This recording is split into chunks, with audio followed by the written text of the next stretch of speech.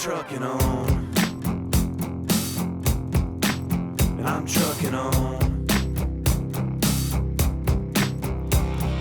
Move her on down the line, another town will do me fine. I'm trucking on, I'm trucking on. Gordo, Hey, welcome back to Truckin On, brother. I know. I'm back, man. I'm excited. Tell me,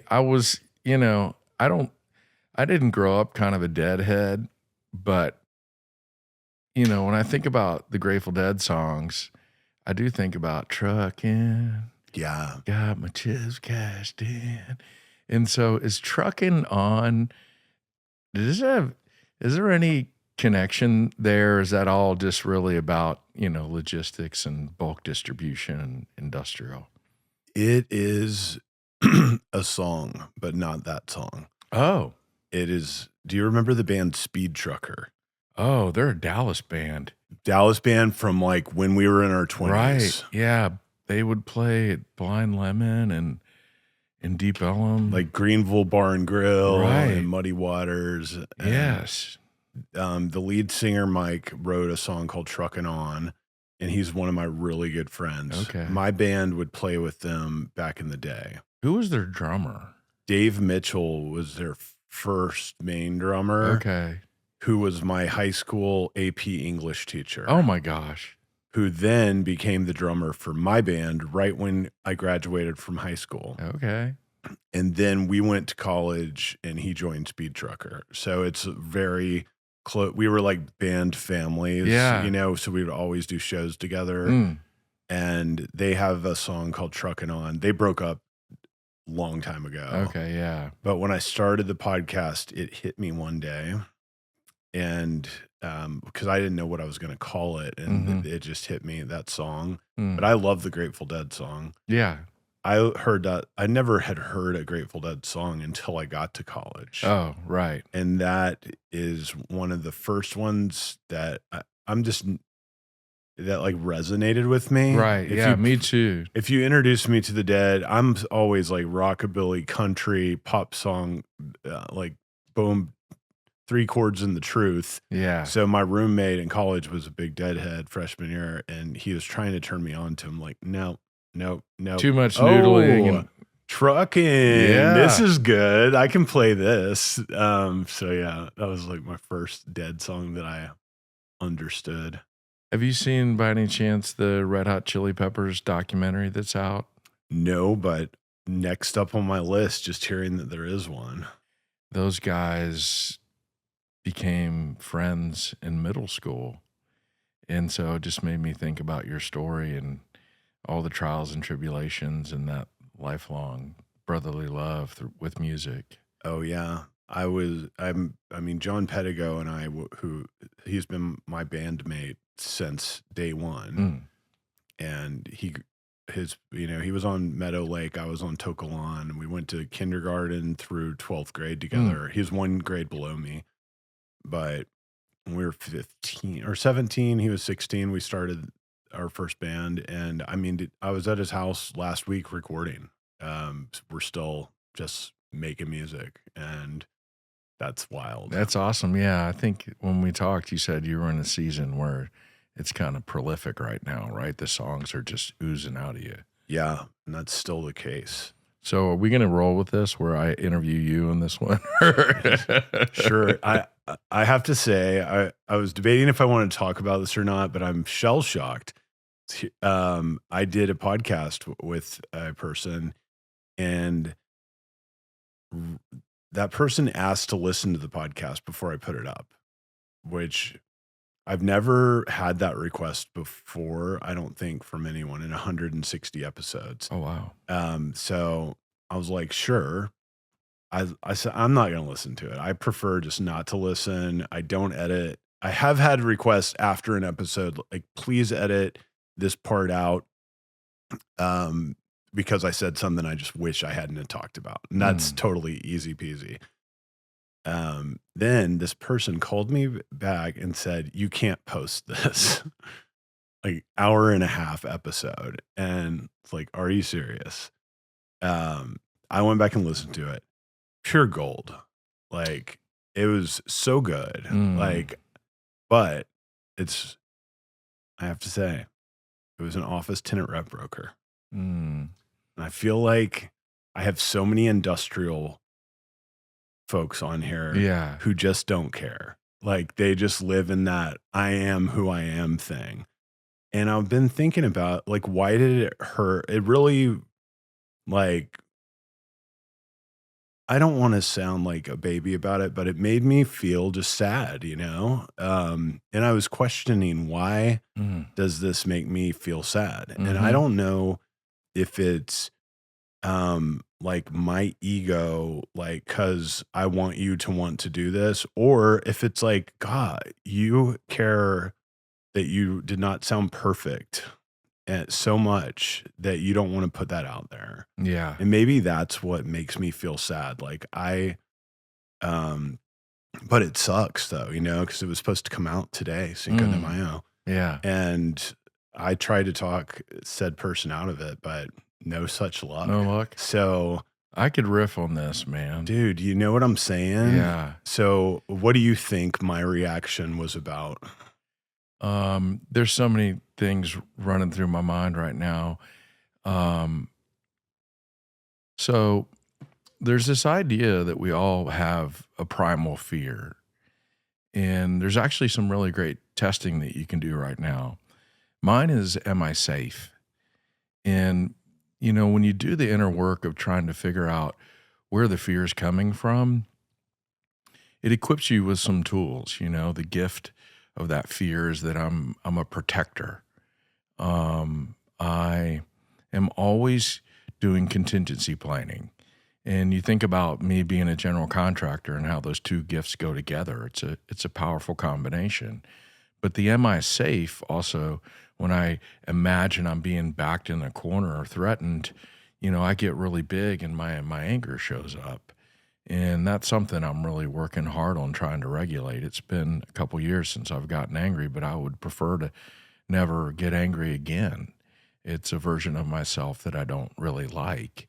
And so I think, you know, the second part of your question, your compassion, the sadness that you feel, I think it's you realizing that someone else is struggling deeply, that they're thinking about whether they're worthy or not, or if their story matters. And yeah, I could see how that could break your heart.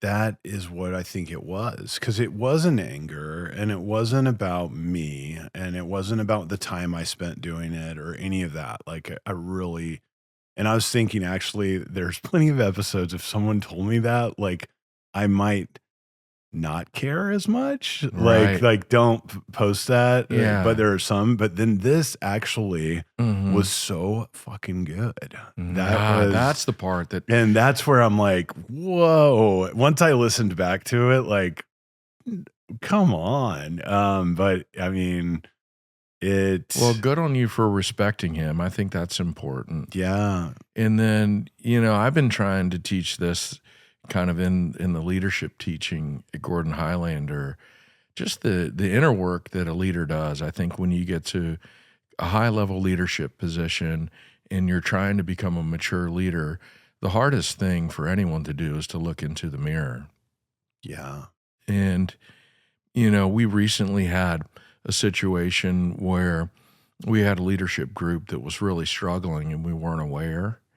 And when it came to our attention, I had a lot of fear. I thought we were in a different spot.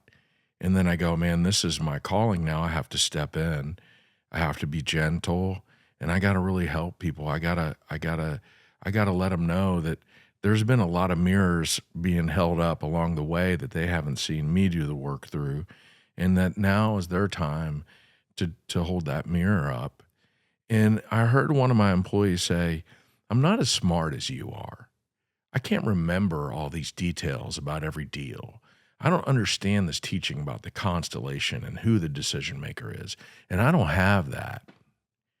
And what I heard was, I'm not that smart.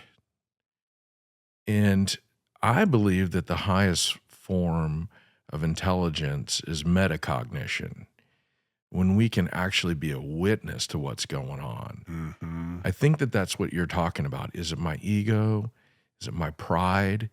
Is it some bias that I have against office tenor rep brokers versus industrial? And what I love about you is I know that you're doing the work, man. You're actually wrestling with the feelings. You're being a witness to them when they come up. And then the real beauty is we get to choose what the story is, man. Yeah. And if that person listens to this, I would really want them to hear me say that you're worth it. That if Ward thinks that it's rich with content, please don't ever be ashamed of your story. It pricks a little insecurity for you too. Yeah. Is it me? Yeah. Did they want to come here? Is it me? Is it something I did? Is it something about this platform that they don't like or respect? And if you're not careful and you don't catch those negative thoughts, because I think those are the ones that attack us first. Yeah. Man, you could just spend a lot of wasted time and emotional, spiritual energy getting sucked into other people's junk. It's really, I mean, I do try to witness these types of emotions, and thankfully they happen on like pretty rarely. Yeah, like this, whatever I felt, and it was not good. Mhm. And I was witnessing also like, wow, not only did I feel this way, but it's sticking with me and it's on my mind. And I almost just don't want to think about it because it drags me right back into that energy. Mhm. And it's such a strange thing, that happened. And there's a first time for everything. My editor, Peter, who had already edited the episode, I told him, and he is my partner in crime. He's in Egypt, and I've never met him, but we've Zoomed, but we always message back and forth. Mhm. He's like, "You just need to post it, dude." I was like, "I'm not going to post it if they ask me not to post it." Yeah.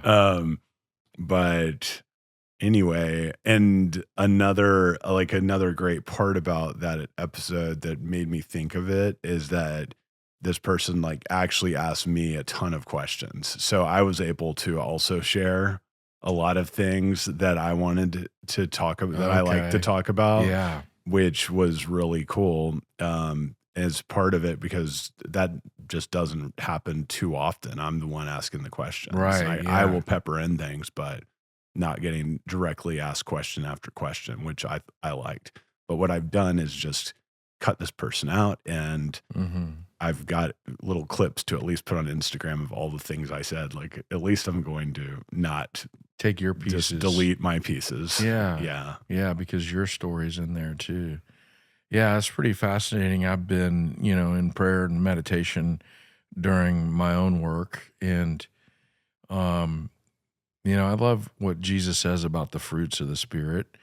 And I think of them as like the fabric, like if whatever thoughts I have don't kind of go through one of those portals, then I know it's not the truth. And yeah, I think also too about, the big book in step one and the ability to surrender, right? Yeah. But what are we surrendering? It's our righteousness and our thoughts and our feelings that aren't pointing at the truth. Yeah. And, that's what I love about the 12 steps and doing the work is that our addiction is to our stinking thinking. Yeah. Recognizing that you have a problem is like the biggest step, the first step, Yeah. right? Like to have the humility to admit that. And I have so many friends, and I've been down this path so many times myself. But when you see something that's so glaringly obvious from the outside looking in, Mhm. but the person can't see that about themselves, that's really a tough thing too. That doing that work has helped me to just surrender, period, and try to just be there. It actually is a reason why I don't drink, a big reason why I don't drink, because the step one is my life unmanageable because I drink? Not really. That's highly debatable.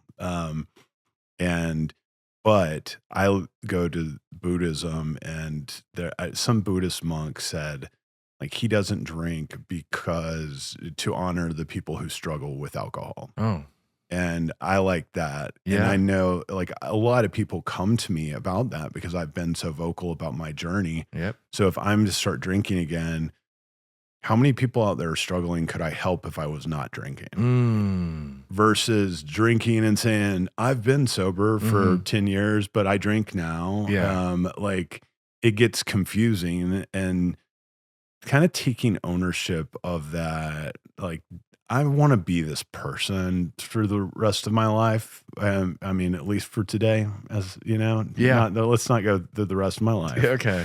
But today I want to be that person that if somebody calls, I'm stable in my sobriety. Yeah. And that's a good way to talk myself into not drinking each day too, is sure you can, but what if your 100 friends that call you that are struggling with this, how will that help them? Yeah. Or will it help or hurt them? It will probably not help them as much as it would the other. Right. Yeah. So, Well, what's also fascinating too, I think, with the ego is the dualism. You know, it's all or nothing thinking, right. right? And so when you said, "Hey, people don't realize their own problem," you know, like I tried to illustrate before in my primal fear, I think if you don't think of it as good or bad, or you know, problem or good, and you realize it's just different sides to the same coin, Yeah. that you can get to the other side. So when you get out of self, then I think the other side is service to others, right? Yeah. And so it's not about whether you can drink today or not. You know, the framework that allows you to make the decision is through the service to other people. Yeah, I mean, like, am I safe? I mean, you look at how I've built Gordon Highlander, and you know, I can see how I've been a great protector of it and its culture and its people. And so there's so much good that goes along with the bad. You can't peel them apart. They're stuck together like a grilled cheese sandwich. Yeah. You've lost 50 pounds since our last episode. I know, and I'm covering up my double chin, and I hope the editor does a before and after clip. I'll be like Jared from Subway. I think we can do that. We should do that. Maybe not him. Okay, yeah. His story didn't end up very good, but sorry. There's a better example somewhere, but I don't know why. That's the Jared clip. Yeah. That's the clip. I'm like Jared from Subway. Oh, that's funny. Whoops. Yeah, man. Oh, Just like Epstein. Oh, man. Sometimes I just have to go across the line. I live over there too, you know. I know. My sense of humor takes me there. Oh, look at this. Truckin On. Baby. I love that, man. Truckin On. What a great freaking water bottle. Holy mackerel. By Pathwater. I'm an investor in the Pathwater Okay. brand. I saw the water jugs out front too. I think water must be a part of your diet, huh? It is. I just really like trying out different kinds of water. So currently I bought the Path Water for my podcast guest, and I'm an investor in that company. I really just like the branding and everything. Whenever I would see it at an airport, I would always buy it, even though it was more expensive than other bottles of water. I think just because like that looks good. That's what good branding does. Like emotionally, it kind of pulls you in. You're like, what's going on here? But I like that. Yeah. Rogers Healy, he has this VC firm, and he was investing in it and showed me the deal. And I was like, I know that water. I always buy it. Sure, I'll invest in it. And then to support it, I bought a bunch of boxes of Truckin On bottles. Nice. They do those custom bottles.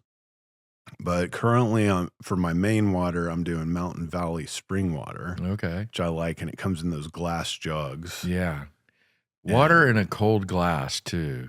yeah, that's really nice. I think the metal bottle kind of gives that effect. Yeah, it does. Hits your lips cold and Yeah. I've done crazy water before. My buddy's the distributor of that, and that's from Mineral Wells, and that's alkaline water. oh, like Mineral Wells, Texas. Yeah. Wow. Where are they with that redevelopment of that historic hotel? Do you know? I don't know. I haven't been out. I'm just not a West Sider. I know. But that place has got lore and history and Have you been there? no, but I know that people from all over the world used to go there because it had, healing properties. Yeah. And it was like wellness back in the day. Yeah. And I think it still is. He is one of the healthiest people I know. Mm. He runs a place called the Movement Standard. That's a really cool spot to go work out. And Yeah. I go there. I try to go there once a week, Mm-hmm. but on the side he distributes crazy water. Yeah. But the crazy water, when it's hot outside, it can kind of go bad if you leave it outside for too long. So he'll like drop it at the house or something. Oh. And he says that it doesn't, but I think The this salt does. in the water and the chemistry. It's like it's not. It's It because changes. it's just it like grows algae in there is what it tastes Okay. like to me. Mm. I don't know. Something Wow, like you that. got a palate for water. I do. Yeah, I'm a big fan of the water. Yeah, I drink a lot of water. that's awesome. Yeah, just constantly. I have a morning routine where I try to get, 50 to 60 ounces going and then take that and put it in my old bladder. And sometimes I leave meetings twice in an hour Yeah, because yeah. I'm very hydrated. I left a meeting today in the middle of it. Same thing. Do you drink coffee?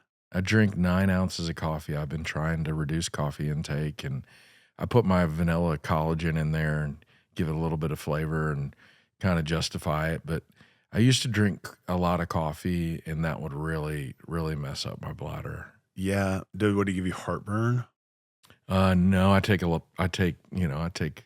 medicine. Yeah, I take medicine for that. I take a stronger drug than that, actually, prescription.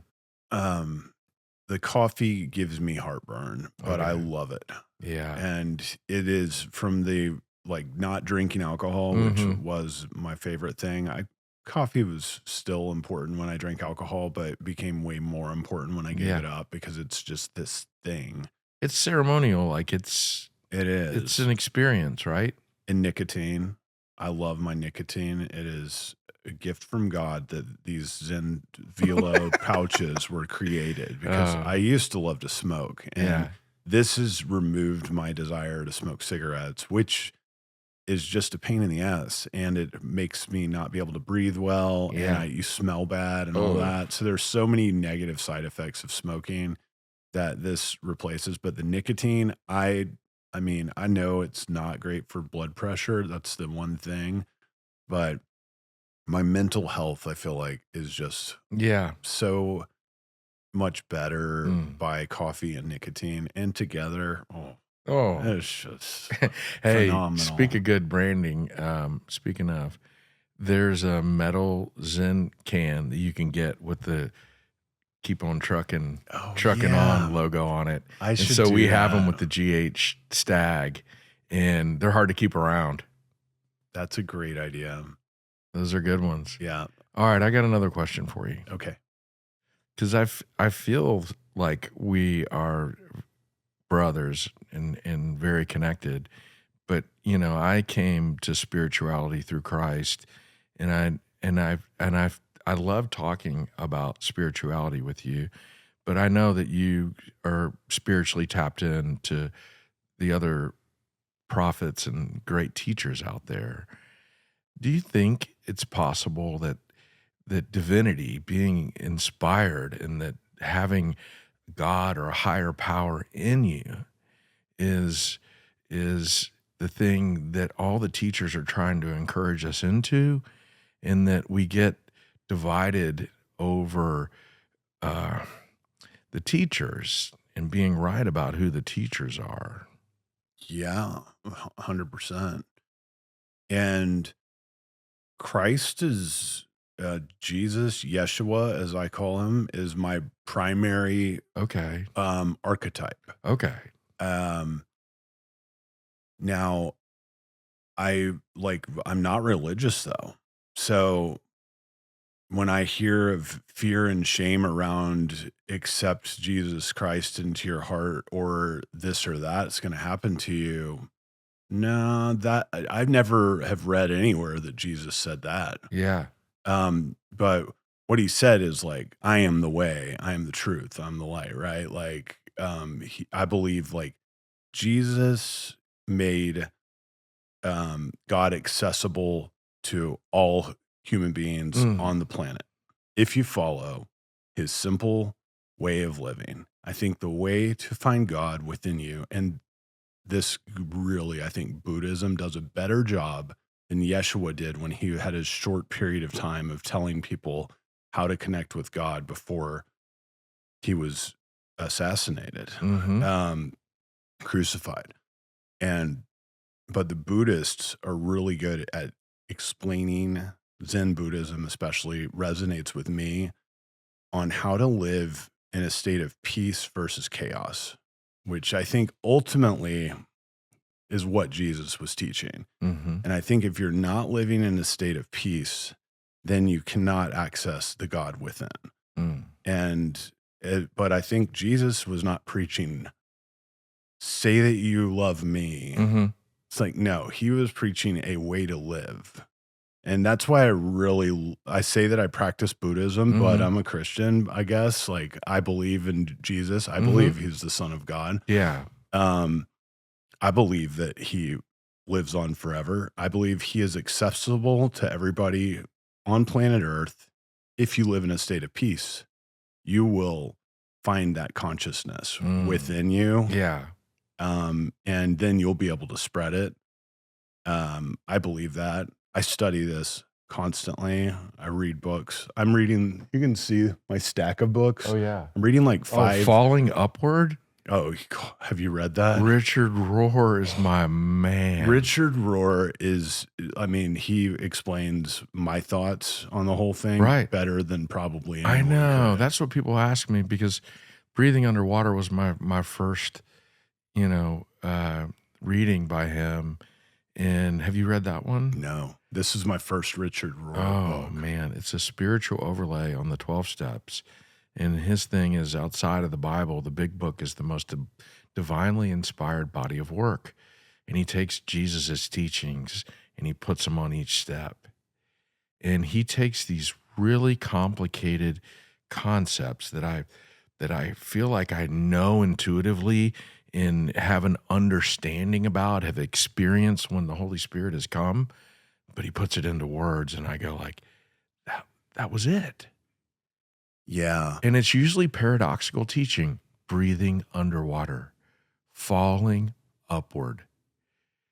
And I think paradoxes are the hardest thing for the ego. But I think they are the answer to everything. Isn't that amazing? Because Christ was full of them. If you die, you live. Yeah. If you give it away, you get it. They say, I've read a lot of places that addiction is a gift from God to catalyze spiritual awakening. And I was going to ask you that, because without suffering, how would you know that you wanted peace? yeah. Because I think, and you don't want to, it's not that you really want to wish suffering on anyone, right? Well, you don't, if you don't acknowledge that suffering is going to happen, sin is going to happen. It's not living a life of alignment, because that is not possible. And anyone who says they're living a life of a perfectly aligned life, their ego is controlling them. Yeah. But it is a journey of constant realignment, especially when you're really walking the path and you're doing the work. You're going to fall off. I will likely want to have a glass of real wine, not non-alcoholic wine, one day in the future, and I will. But it might be that I drink too many of them, and then I decide I need to stop drinking again. Yeah. Like that's happened in the past multiple times, and but that's always like a great example that I like to go to because it's so clear for me because I saw what it did to me. I saw that it brought me to the depths of hell, but it also allowed me this like energy and clarity that brought me to God in a huge way. Yep. And I think if I didn't suffer as bad as I suffered, would I have become so spiritual? Right. Yeah. And who knows, but I would guess not, because it wouldn't have seemed like such an important thing to do. This all or nothing type mentality that I was just born with. Yeah. Like it really worked in that way. And of all the things I've chased, you know, and looking for some kind of contentment, satiety, whatever it is, whether it's the Iron Man or money or sex or alcohol or drugs or music. But I feel like this spiritual path and and studying it and practicing meditation and breath work and yoga and all of this stuff, like this path seems to be the most fulfilling thing that I found. I think Carl Jung said that the addict, it's all they're trying to do is reconnect with the light of God. Yeah. And the alcohol, it gives you this Euphoria feeling that you're almost getting there. You're almost getting there. And drugs and all of that, like endurance sports, another thing I have a lot of experience with. Like that's the same thing. You're getting this rush of endorphins, but it's really what I'm doing now that is, well, it's a daily practice, but it's the getting to the light of God within you. Yeah. Really. Which is accessible to everyone, I truly believe. And that path is super fulfilling and it's super peaceful. I say it's peaceful. I live in a pretty good state of peace, but it's also it's tough. Oh man, pitchforks and hatchets coming at you all the time. I mean, you're a father and you're a son and you're a business leader and you put yourself out there. It's not like you're in India and just sitting with crossed legs for 100 years, you're right here on Green Tree and it's, the world's coming at you, man. Yeah. And so it's fascinating. In chapter 4 of Breathing Underwater, Rohr says, the way to identify the ego is through its attachments or its revulsions. And for me, I just see the egoism of mankind everywhere. It's Republican or Democrat, and it's Catholic or Methodist or Presbyterian. Rohr talks about the cosmic egg, and he says, in the middle of the cosmic egg is my story, and then the next ring is our story. And that's where the ego starts to place its identity in things. I'm this or that. And that's what I appreciate about you, Christian, Buddhist, yogi,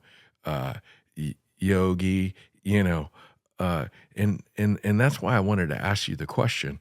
And I think that those things, I went to this college, or I live in this neighborhood, or I'm a member of Lakewood Country Club, or I'm in the commercial real estate business. The ego is just trying to put its identity in all these things. And then he says, there's the story. Yeah. And the real work is when you take the story into my story.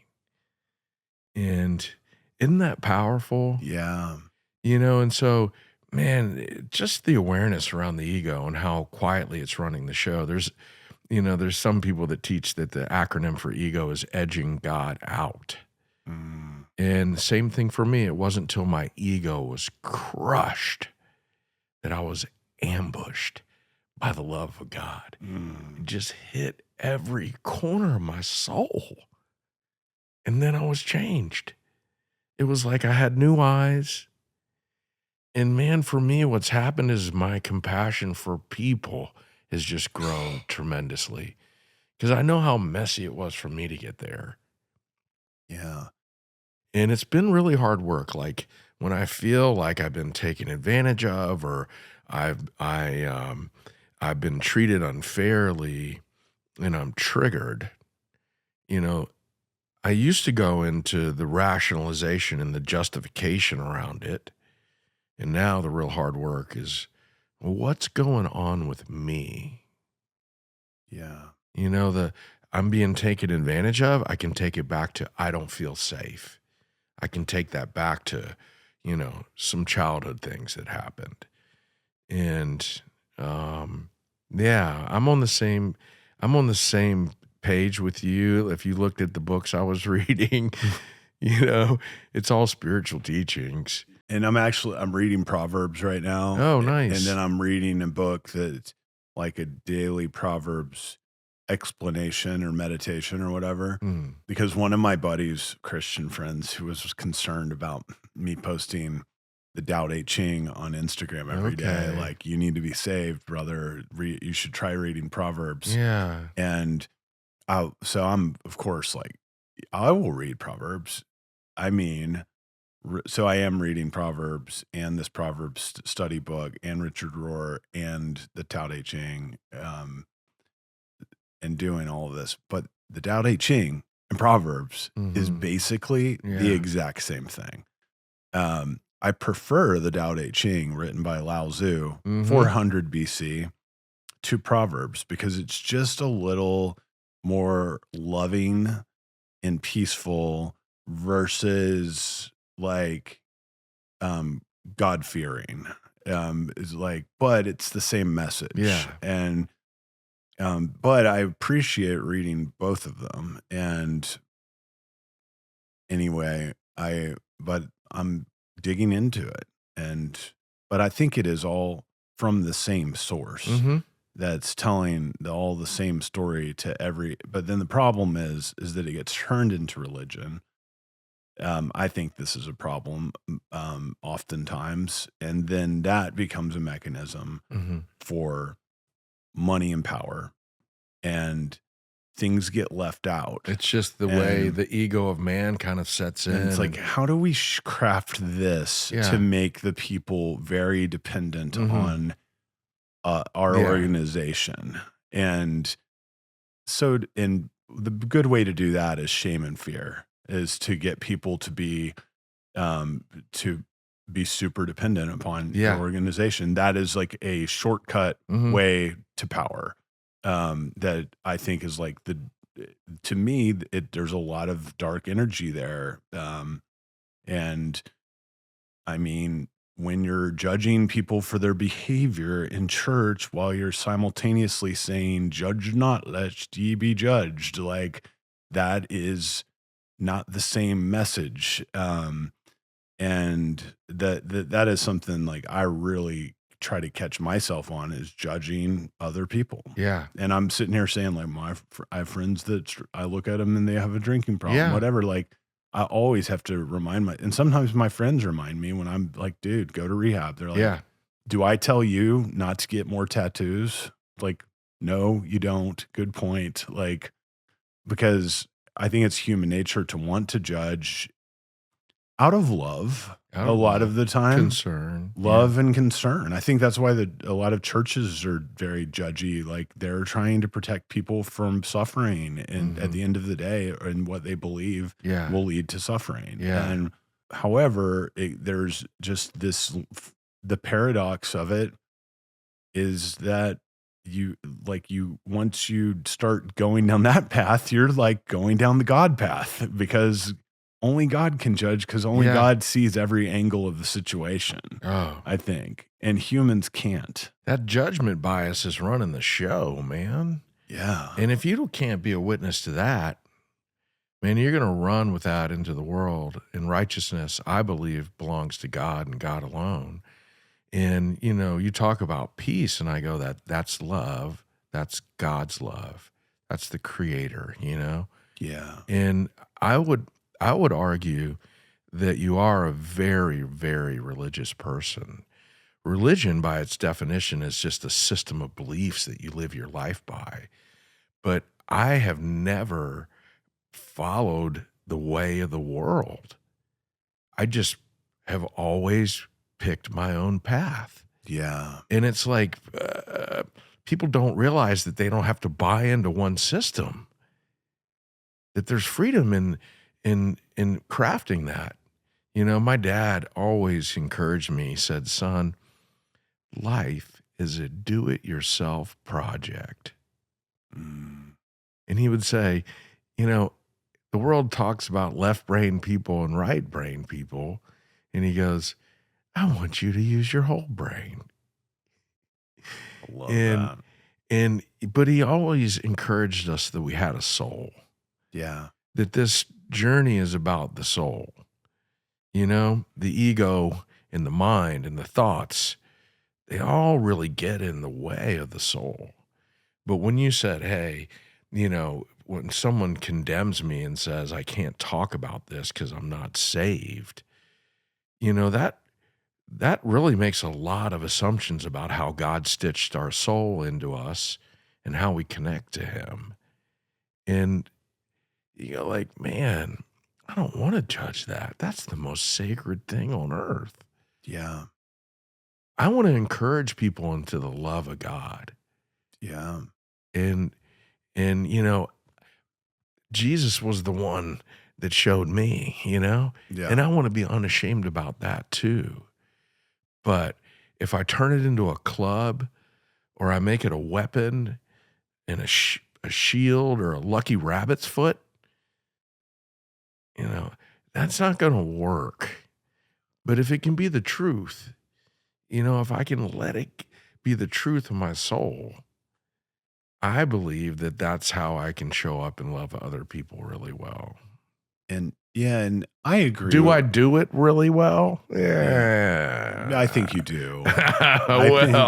You know. I think you do. And I think I'm right there with you. And I probably have equally amount of people that are the thought of when you say Jesus or Christianity, it makes their skin crawl because of having been traumatized by the church and when they're growing up or the nationalism of Christianity today. Yeah. You know, the judgment and the shame that impacted them in a way where they're so resistant to it.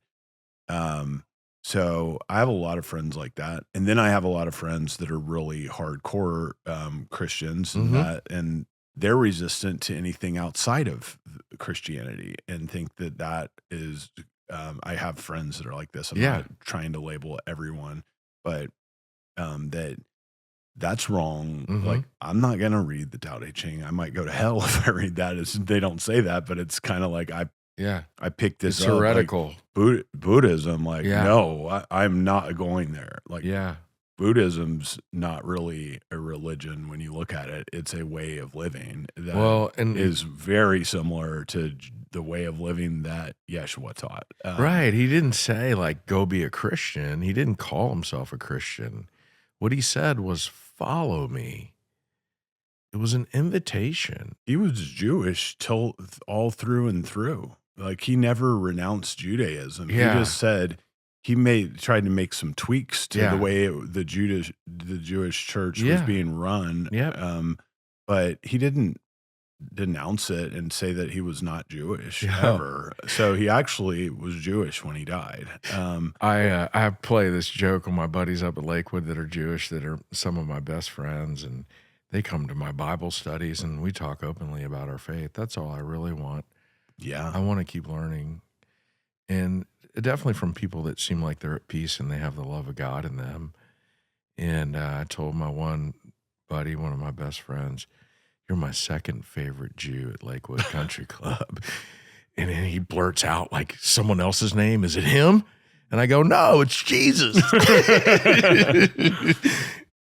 There's a Kinky Friedman song. They don't make Jews like Jesus anymore. I haven't heard it, but it sounds good. He was a Jewish, like, best friend of Willie Nelson and wrote real quirky country songs. I told you I've been trying to play the guitar and not just mess around on The it. bass. And the bass, both. Okay. And so, and it's still messy. Yeah. I just want to, I don't think I'm a rhythm guy. I think I'm a solo guy. Oh, really? Yeah. And so I'm just like, I'm the opposite. I'm trying to be in the pocket. I'm trying to listen to the groove. I think because percussion was my first love. And then I'm trying to solo on top of it. So that's fun. You know, I joke around and I tell my wife, you know, when I was closing my eyes and I was freaking out, there was a knock on the door. Miles Davis came in, babe. And James Brown was there, you know? And so, but I did buy a Martin. I was like, I want to buy a guitar. And I love Trigger and I love Willie Nelson and I love the nylon strings. And they're so much easier on the fingertips at first. But the way that Martin guitar puts sound out, I think of music as holy too. Yeah. Yeah, man. And there's something about the connection, you know? It's like it's trying to mimic the vibration of the universe, especially drumming, right? And so I've been trying to work on my nervous system and just the regulation. And exercise has been amazing for me. I lost 50 pounds because I decided to get into mountaineering. I needed something. I needed a sport, and I needed something kind of that was non-negotiable. Because if working out was based on discipline, I just have too many things coming at me. I'm got adult ADD and every diagnosable thing. I just am bit with being an entrepreneur. If it was a vanity project, I don't really give a fuck, you know? And so, but with mountaineering, you can't be in crampons and tied together with an ice axe in your hand and be winded and fall into a crevasse. Right. And so I climbed about 200,000 feet of elevation gain last year. I climbed Mount Baker in August, which was 5,000 feet of glacier. And I went to Mont Blanc and Chamonix in February, did a bunch of mountaineering work there. I had no idea. But dude, it's working. When I'm on the treadmill, it's like I can almost tell you when my nervous system goes from fight or flight to relaxed and digestive. I go from sympathetic to parasympathetic, or whichever one it is. I don't ever remember. There's my dyslexia, but I will be thinking about my problems. I'll be arguing in my head. I'll be wanting to address things like the guy not wanting it to be posted. I'll be trying to analyze it or argue. And then all of a sudden, boop, I am experiencing gratitude. Yeah. Peace comes. Prayer comes. Yeah. And I'm like, I mean, the first thing I do when I notice it is I go, okay, thank you. You know, I sense the presence of the Holy Spirit. And then I go all the way from the top of my family to the bottom. I say the names of every single person, man. It's fascinating. My unchecked nervous system can run forever in the fight or flight. Yeah. And part of my work too is through exercise, is practicing my nervous system regulation. Yeah. I can get a lot done when I'm kind of in that hypo state. I can kind of see around corners. My creativity kicks in. There's a lot of juice that comes out of that, man. The other side of it's pretty ugly. You know, the regulated side, dude, I feel like I can almost tell my wife I love her without using any words. Yeah. I can connect into my daughter's eyes, and I know she knows that I love her. Yeah. I feel like you are like that all the time when I talk to you. Mm. So congratulations. Oh, thank you. You've transcended. Well, yeah. I mean, look, yeah. But I get that there's that difference probably when you're there and you're just not, and maybe you also have the ability, like I do, for sure, to turn it on for people. Oh, And yeah. and just naturally, and it's not from a place of like doing it for you, but because you like to make people feel good when you're Yeah. around them. And that's probably easy. And I'm speaking for myself really, but like it's easy to forget about everything else when I'm in the presence of other people because I'm focused on like connecting. Yeah. And it's important when I'm going to be in those situations. I'm thinking about I want this person to like me and have like an enjoyable experience talking to me and trade wisdom Yeah. and like what are we gonna and have that excitement. Yeah. And that's a beautiful thing that I'm thankful that I'm wired that way. And I love being around other people who are wired that way too, where Yeah. it's a genuine care Mm. and presence that is that you feel. And I feel like you are you're like level 10 in terms of the power that you emit of that frequency that I'm talking about. So I always appreciate that. Well, this is a great environment for that. Yeah. I have been in this season 2 though. Christ kind of he paints this picture in Matthew. He talks about when Jesus goes back to Bethlehem, it says it's the only place he receives no honor. It's from his family and his friends. And there's been hyper growth at Gordon Highlander, and I've been a cultural ambassador. I still do cultural training with every single employee. And, most recently I was rolling out the 2026 VTO, our vision for the year. And I received like no less than 20 or 30 messages from the large body of people that I'm leading now. I've never felt so seen and dignified and honored. And, I just want to express my deep gratitude. But the people that are closest to me are bitching that culture's changing. And I just encourage them, that, I think that it's a privilege that if you get to the point where you become the hometown prophet, that you ultimately have a decision to make, Yeah. Do I let that familiarity breed contempt? And do I leave the relationship or go away because of it? And I think being called is a different thing, but I'm really trying to encourage the leaders now, if you felt like you were the beneficiary being hugged by me and it was my charisma that built this culture, the season we're in now is the transfer of that. So why aren't you hugging everyone? Yeah. That's part of being an owner now. Yeah. And I don't know, I think but I sold the rest of my company to my employees, so I don't own any shares anymore. We're 100% employee owned. Really? And when I did it, we did about $275 million in annual revenue, and this year we're going to do $800 million. When did you sell it?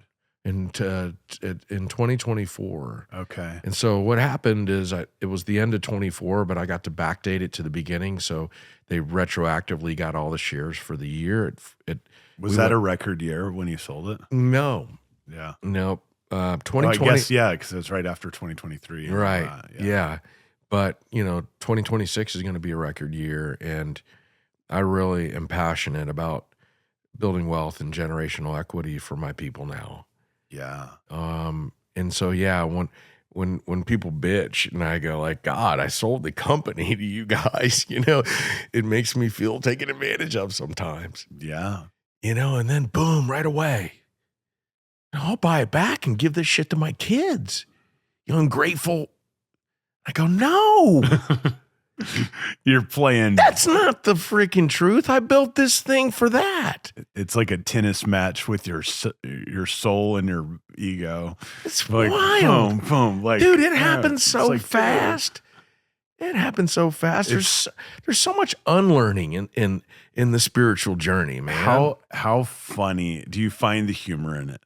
Like, if you don't take yourself too seriously, you have to. You have to, because you go, there I go again, and it is hilarious. Actually, like when you start witnessing the conversations you have with yourself, in those two different characters, the little devil on one shoulder and angel on the other, conversing back and forth, and especially the devil, just like how hilarious it is when you can witness it and you're like, no. Almost got me. And so, but what's interesting is at home then, right? Like, bring me on your podcast, man, we can riff and connect, me and my buddies on the front porch with a cigar, but when you go take that conversation into the bedroom, it kind of changes a little bit.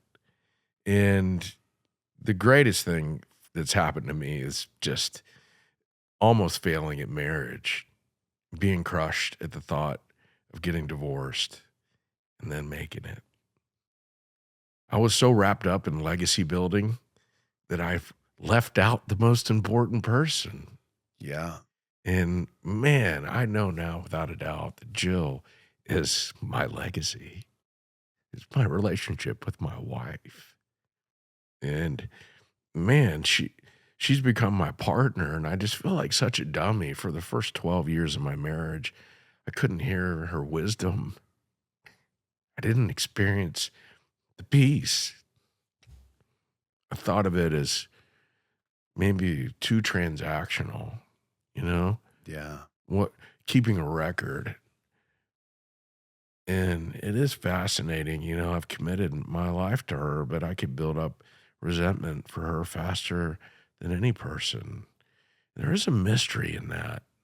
Yeah. And with the kids, like talking about being a protector and always trying to, help give them direction. I will tell you, my boys are turning 21 on Monday. They love UFC, and we're going up to Newark, New Jersey to watch the title bout on Saturday for their 21st birthday. And I am really enjoying the season with them where, I don't know how to really explain this, but my dad, when they were like 19, he put his hand on my leg and he said, dude, good job. The work has been done. Like, what? He's like, yeah, dude, they're good. Those boys are good. They're going to go. And now, you just have to be there for them. And so it is interesting how you kind of go, you never stop being the father, right? Right. But you start connecting a little bit differently. Yeah. It's sweet with an 8-year-old. And then I got, 13-year-old twin boys. And like all weekend long, it was just, push the 8-year-old in the lake, figure out who could surf better. My one son, he held up his arms and he goes, look, Dad, I got armpit hair.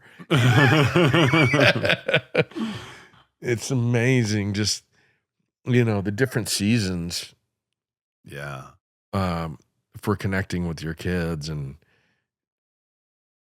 just the difference between being deep and philosophical, and how that really also works in those real close, intimate environments. Yeah, man. I love being a dad. That's my favorite thing. I think that's, when you think about creation and your kids, whoa.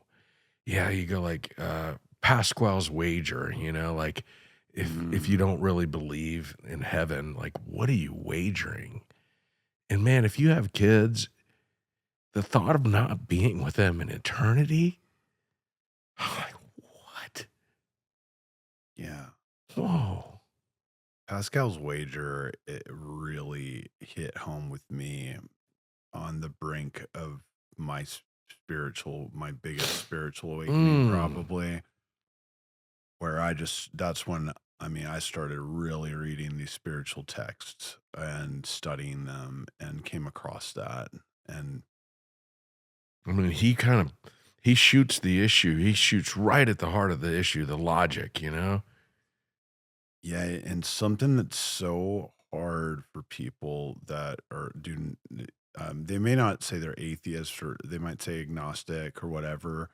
Um, it's it's hard to go attempt for for a lot of my friends to just, well, why don't you try To let just go. praying and Right. just to see what happens. Yeah. And Robert F. Kennedy Jr.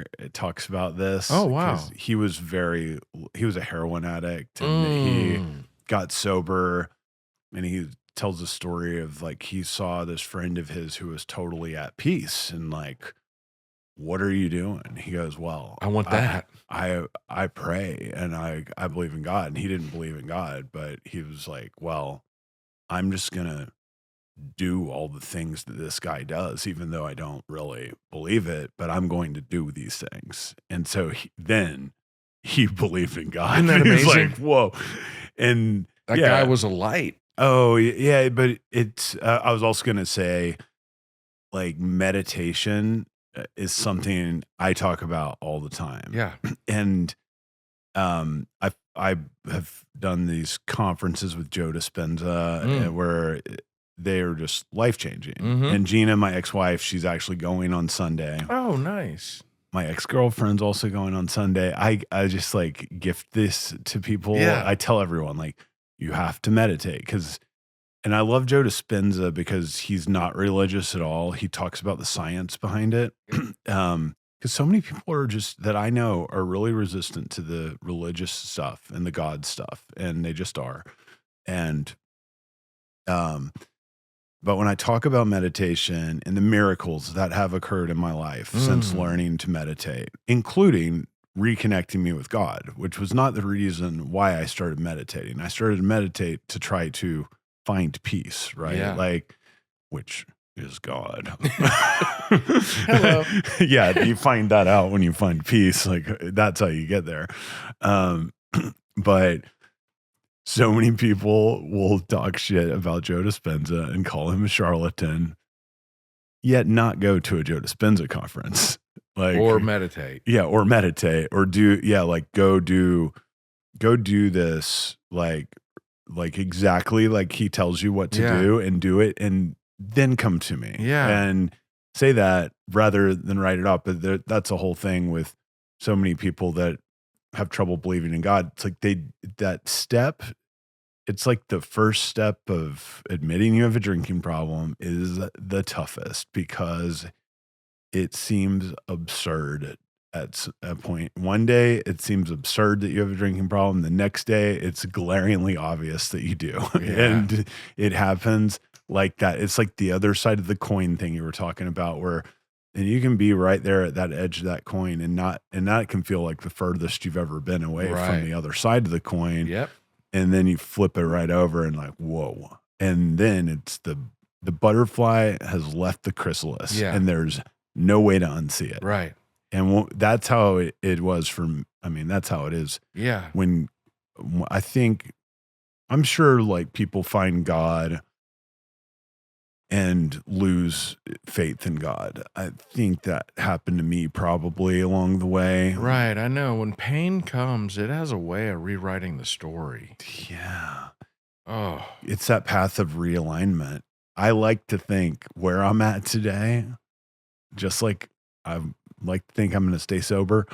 I'd also like to think like my faith will never waver. Like the way I am now, like it's not even faith or belief. It's knowing. And like, that's never going to go away. I do really believe that, but also I recognize that it could. yeah. And I know nothing at the end of the day. I hope it doesn't go away. Right. So We don't want it to. I love this Einstein quote, no problem can be solved by the level of consciousness that created it. And that's that moment, right? Where you change and you can never really go back. You regress, but you're a witness now to some different level of thinking. And what I experience is I have seasons in my faith where it's stronger or weaker, or I'm out of balance, or I've experienced a lot of pain and circumstances. And I feel like the spiritual journey is the limits to our thinking or where we get stuck, Yeah. right? And that's also, Rohr talks about, there's a medieval term for it called compunction. It's like the necessary failing or inconsistencies or the things that we can't reconcile. You know, and then Einstein says, boop, you know, like another renewing of the mind occurs. Yeah. I mean, just the way he talks about the field, even if you want to just call it science, well, what's the field, man? You know? Yeah. And like, why wouldn't you want to associate that with love? Right. Yeah. Don't we all know that that's what we really long for? I mean, I wish, you know, I wish I could be fully known and fully loved on earth. Yeah. And, you know, you go like, even in marriage, but you go like, no, man, that's kind of between me and God. Yeah. You know, you go to men's groups to talk about your men's issues. Women aren't going to understand them.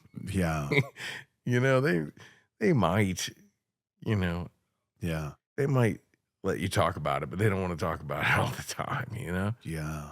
And that's like when that whole thing happened, to bring it back around with that podcast getting canceled, there's just the emotions I felt were real. And I shared those emotions, just like, this makes me want to cry. That's what I said.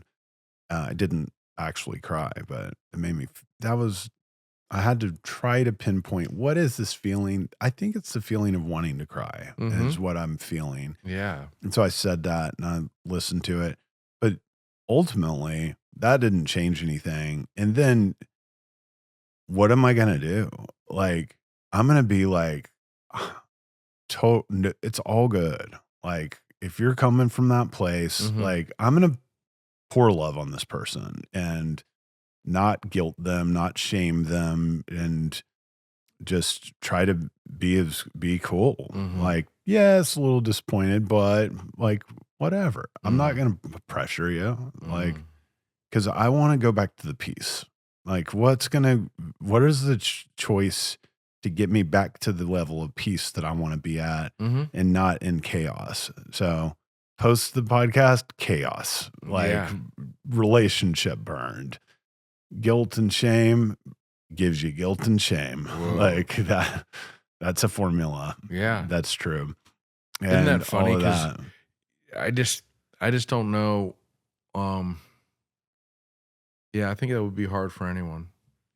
And I could also see how you could feel like you mess it up either way. It's such a tough position to know what the right thing to do is. You know, when I was curious about meditation, I did a masterclass, and it was really awesome. I mean, it was such a gentle invitation into, you know, what it wasn't. Yeah. And, you know, the teacher, I don't know his name, but he just talked about, you know, the breath work. And you said it earlier, Yeshua, you know, the other word is Yahweh. And they believe that Yahweh was actually breath work. There's no vowels in it. And so you could say it. Yeah. And so the idea, Rohr does a teaching on this where he connects breath work to God, right?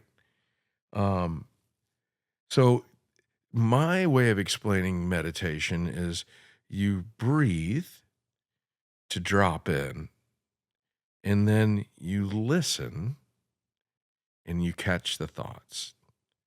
And the guy said, no yogi, meditative guru sits there for the whole session and no thought pops up. You might have a thought every second. But the practice is to sit there and to catch the thought and release it in a non-judgmental way. And so I encourage people that are struggling with their faith, imagine for a second that you could record your inner dialogue and listen back to it. What would it reveal to you about where you placed your hope, who you think you are? And meditation just gives you a way to detach from all the thoughts, right? Yeah. I mean, I don't know. You probably have a lot more experience in being able to describe it, but how would you teach me about what meditation is? I think you described it perfectly.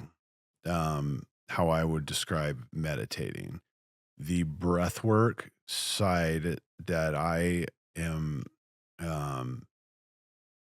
so passionate about is that I've learned from Joe Dispenza, but then it's become my own. But it unlocked something in me, and that's a very specific type of breathing that yogis do, where you're like locking your abdomen and all of your like bathroom muscles, like you're holding it in when you have to go to the bathroom, Mm-hmm. and then breathing in through your nose and envisioning this fluid coming up your spine to your pineal gland in your brain and holding it and then exhaling. And then so that's something that I started practicing for 90 minutes a day to begin with. And now it's several hours each day. And it's a practice that has then activated my pineal gland, and that creates a sense of euphoria that rival and just mystical experiences that rivals any like psychedelic drug I've ever done. And that has become so much a part of my meditation practice, is this like it's very physical and it's uncomfortable at first, but now it's gotten to the point, it's this precision breathing that is a huge part of my practice. And if you read Autobiography of a Yogi, he calls it Kriya yoga.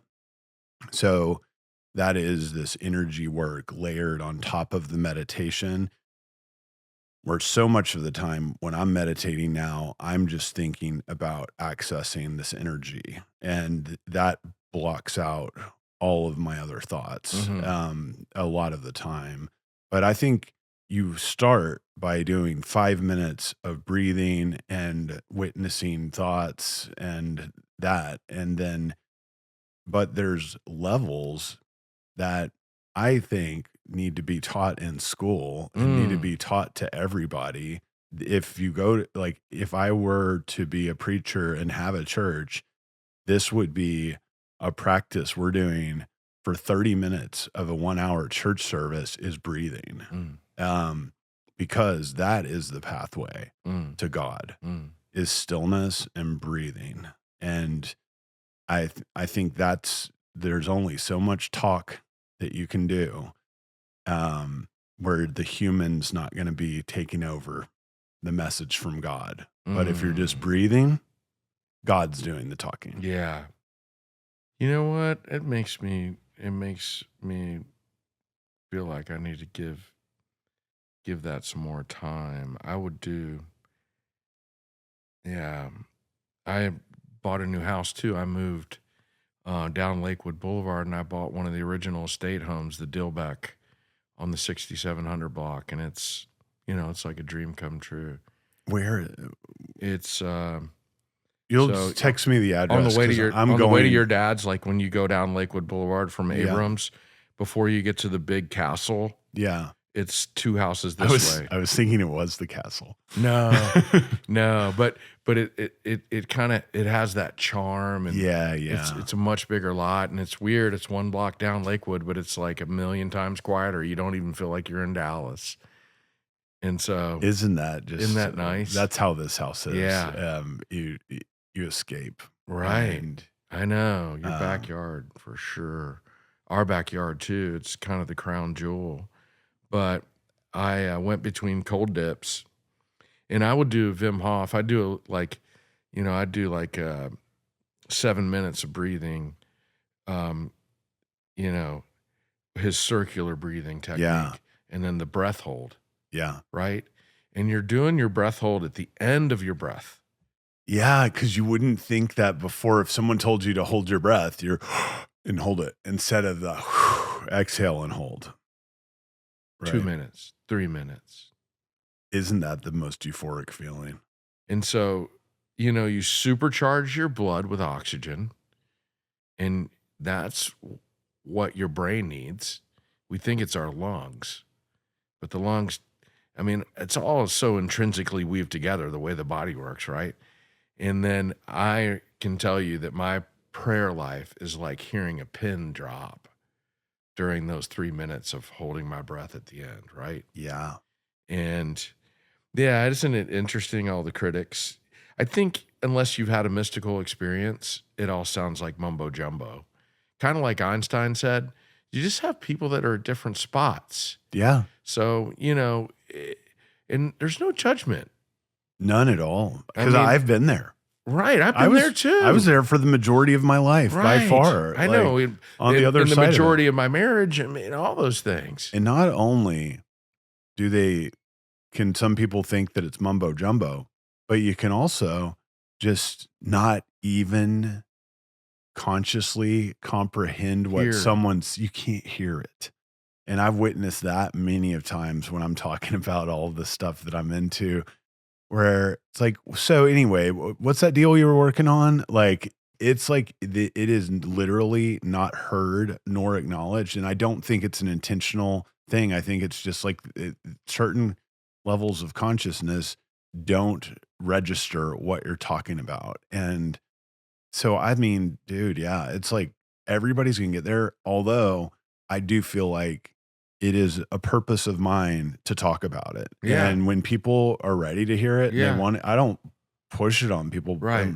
But if people start asking, my life is really tough, what do you recommend? I recommend go to Joe Dispenza is almost always at the top of my list. People that are really suffering. Like if you want to get shaken out of this, go to a Joe Dispenza retreat. And that, for me, it changed me.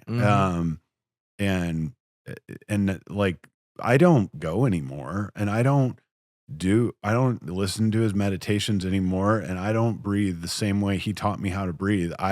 It's all become my own practice between me and God. But that to me was like a really pragmatic way of getting there versus go to church or something like that. Because a lot of people I know that they're like, no, been there, never going back. Like, and I get that too. I can get it. I can get people who say, I'm there and I don't want to hear about anything else other than that because my life is great. And it's like, well, good. Everybody's on their own path. And everybody, I think ultimately in this life or the next, will find what that pathway back to God is. Yeah, I think he's going to suck every human being back to him, whether they like it or not. Yeah. And, they might just be experiencing it when they die. Yeah. It's funny with the kids, I like that, the visual of sucking them back into. Where's your soul go? They even measured that it's worth a certain amount of grams. Gets pulled out. Where's it going? With the boys, it's like, hey, what do you think it means to follow Christ? I go, Dad, it means you're going where he's going. I go like, oh, dang, there I go again, thinking I want to teach them something. Childlike wisdom. And then they teach me. Yeah. So awesome. Well, I know you got a beautiful child to go pick up from school. Yeah. I could talk to you for hours, as always. Hey, unscripted, y'all. Unscripted, unprepared, as always. Thanks for trucking on. Peace.